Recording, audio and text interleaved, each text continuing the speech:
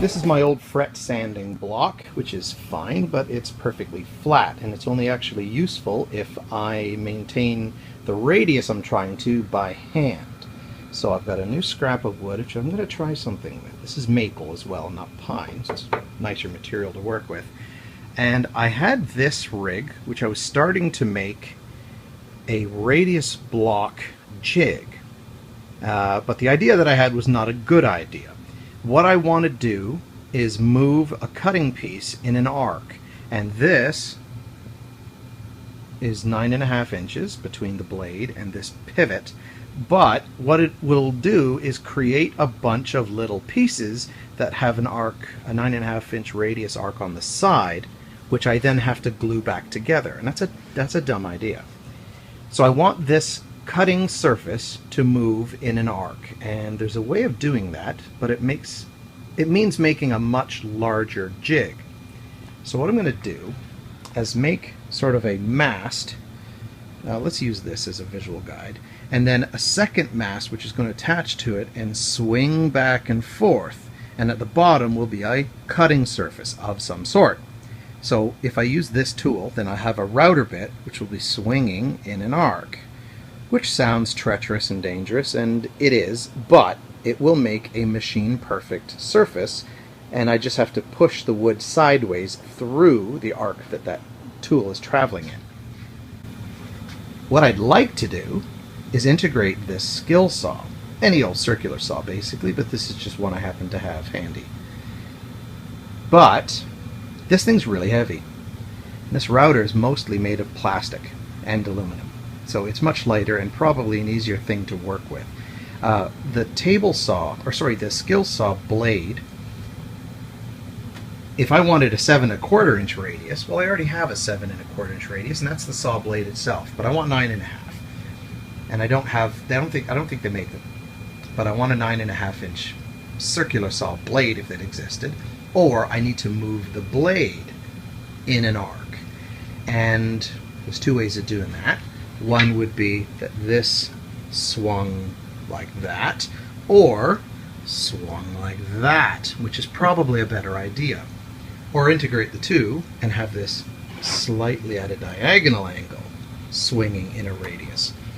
The benefit to using a circular saw is that you have more contact surface between the cutting blade and the workpiece than you do with a router. Router is a very small cutting surface, so all the force is concentrated on the blade. Here, it's concentrated over a much larger area. So still, going slowly, either one will work, but I think I'm closer to making this happen because I've actually already got this screwed to a piece of wood. But let's get this jig built. Well, there's a bit of a balancing act involved here. I need to make this as narrow as I can and as strong as I can, which means as wide as I can, but the problem is that's a 9.5 inch radius and it just clears the board. So that was close, but I think I'll grind the corners off a tiny bit. Alright, so here's the solution. I've got my router mounted on this sort of bracket thing with the bit sticking out the bottom, and then I've built this frame and track sort of setup, and I've drilled it for 9.5 and 12 inches from sample workpiece, so it will just skim off the top of a workpiece that's that thick. I think I can easily manage cutting pieces that are that thick and then glue sort of a handle onto it when I'm sort of ready to start producing these if I'm going to. The problem that I experienced, or caused I suppose, is that 9 inches from this blade tip is, can you see the line? No. Well anyway, the hole is right in here, right behind the stupid router, and I can't get the router out. I was going to use screws, and then I decided to just use glue to hold this bracket together, and now I can't get the router out without cutting these wooden bars off, which I don't want to do. So instead of using what I had chosen, which was these sort of capture nuts, I was going to fit one into that space. It's not impossible to sort of jiggle and wiggle the thing until it gets in there, but I just don't feel like farting around with it that much. I'll probably do that for the 12-inch hole, which is right here. This is an old hole from the previous design. So this will still hold together, just simply with a bolt that is the exact right diameter of the hole in the wood, which means that over time it'll wear out. Which is not terrible, but it's certainly better than my previous design, which was cutting out a bunch of blocks shaped like this and then gluing them together, because it's a terrible result I would get. This is going to give me a machine perfect surface, provided I hold the workpiece straight the entire time I'm doing it. And here's the final product. Got this thing mounted with a single bolt. I didn't want to use a bolt. Well, I did, but not. I wanted to use a capture nut, not just a nut and bolt thing, because that can vibrate loose. This wears this little guy in here. But friction for the moving parts is minimal. I waxed it too. I used a happened to have a chapstick that I didn't feel like keeping, so I wore the whole thing down, waxing the wood up. So that'll last a little bit. And the workpiece just contacts the blade. So it's going to take out minimal, with particularly this size of stock. Just touches it and it hits the edge here. So while I've got this running, or how I get it running, trigger, and there's a trigger lock there, so that'll keep it running, and I don't need to hold the thing. I can sort of focus on keeping it steady, and the full range of motion is that's it. So when it's rotating this way and pushing from this side, the blade will push the workpiece against the fence. So I'm not going to have issues of the piece flying out. If it moves at all, it's going to make a ripple in the surface of my radius block, and anything less than perfection is a waste, really.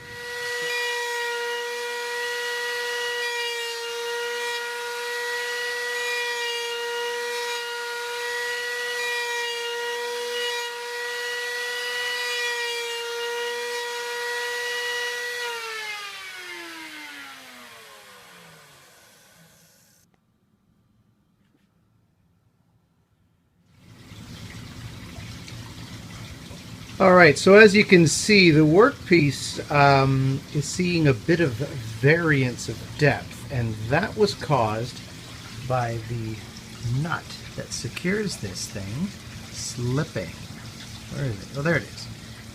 So as the unit slipped, this spaced out, this hung down, and then the blade tip was lower.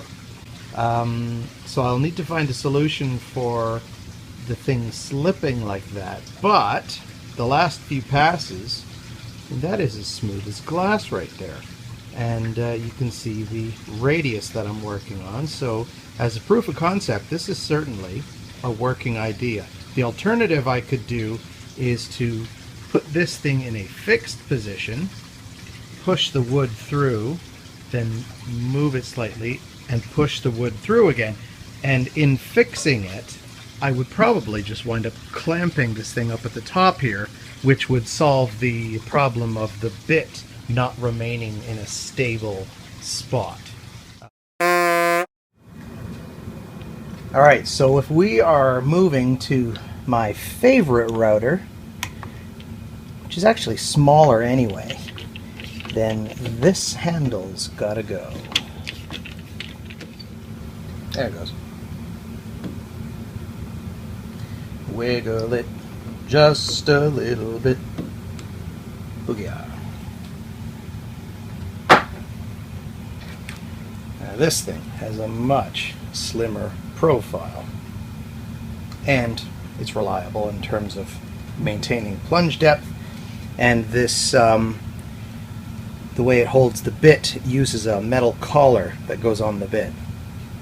The other one just had this nut that pinched 3 fingers down. Well, the collar approach is much more reliable. All right, we're almost back in business here, just gluing up. I'm going to do one side and glue the other side with screws so I can easily take the router out.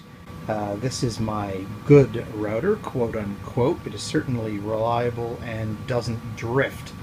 When I set it to a certain depth, it stays at that depth, so it's really the best choice for this particular project. It always was. I didn't want to relegate it to the permanent radius block jig, but for now we're going to go with a fixed bolt on this side, and I have made the commitment of fastening and fitting this T-nut, or whatever you call it, so that is now going to be so much less likely to wear and wobble as I operate the tool. And once this sets up, I can do another test.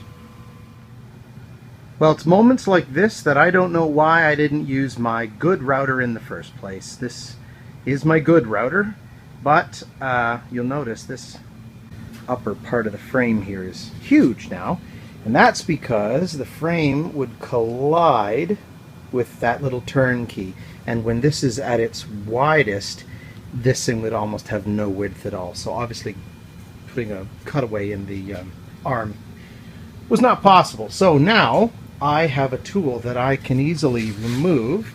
If I undo the screws in the underside here, then I can just lift the router straight out the side. You'll see I've got my captured nut in there, so this allows this thing to pivot without sort of the thing working its way off. And because I'm using my good router, my reliable one, I have complete adjustability of the bit and of the routing depth. So I can change the bit out if that was required. And I've set it so that I can fix this. I've just picked the deepest gouge, which are these right here. And I'm now going to just push the thing through and basically start over on this workpiece. Let's see how it goes.